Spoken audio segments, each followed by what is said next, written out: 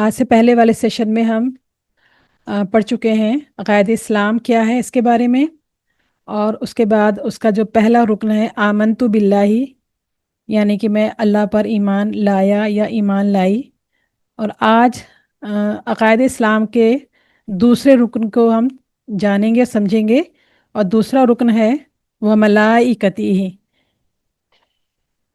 ईमान bill Malaika का मतलब है ये यकीन रखना कि फ़रिश्ते अल्लाह की ख़ास मखलूक हैं जिन्हें अल्लाह ने नूर से बनाया है, नूर से पैदा किया है।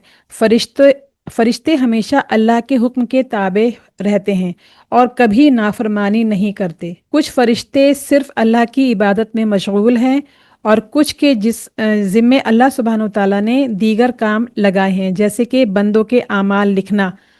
आप ये बताइए कि जो बंदों के आमाल लिख रहे हैं उन फरिश्तों का नाम कौन जानता है, और वो कहाँ पर हैं जो आमाल हमारे हम जो भी अमल कर रहे हैं, अच्छा या बुरा, छोटा या बड़ा। जी कशिश बताइए। मुनकिर नकीर। किरामुन मुनकिर कातिबीन। और नकीर। जी हम बताएं। किराम। किरामन कातिबीन।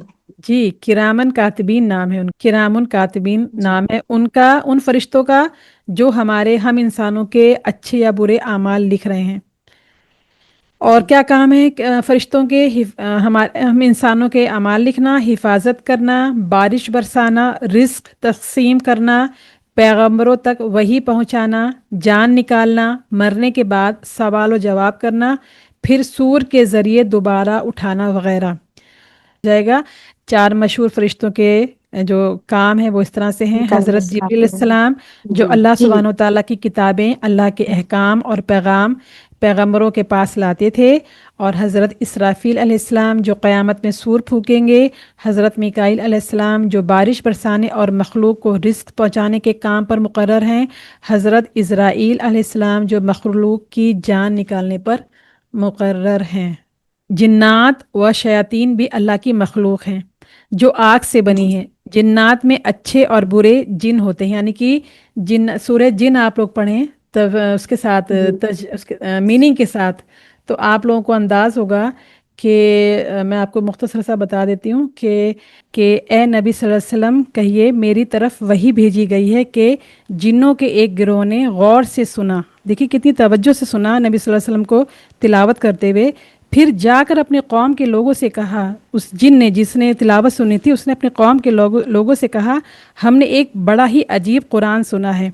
तो इससे मालूम होता है कि जिन उस वक्त रसूलुल्लाह सल्लल्लाहु अलैहि वसल्लम को नज़र नहीं आ रहे थे और आपको ये मालूम न था कि वो कुरान सुन रहे हैं, बल्कि बाद में वही के ज़रिए से अल्लाह सुब्हानहू तआला ने आपको इस वाक़े की ख़बर दी। जो जिन हैं वो भी मखलूक है अल्लाह सुब्हानहू तआला की, और उनमें भी मुस्लिम और जो काफिर होते हैं, यानी कि फरमा बरदार और नाफरमान होते हैं। तो जिन्नात और शयातीन भी अल्लाह की मखलूक हैं जो आग से बनी हैं। जिन्नात में अच्छे और बुरे, यानी कि मोमिन और काफिर दोनों होते हैं। तो शयातीन जो है वो खालिसतन प्योर शर वाले और दूसरों के लिए शर का बाइस बनते हैं। ठीक है, इतना क्लियर हो गया सबको?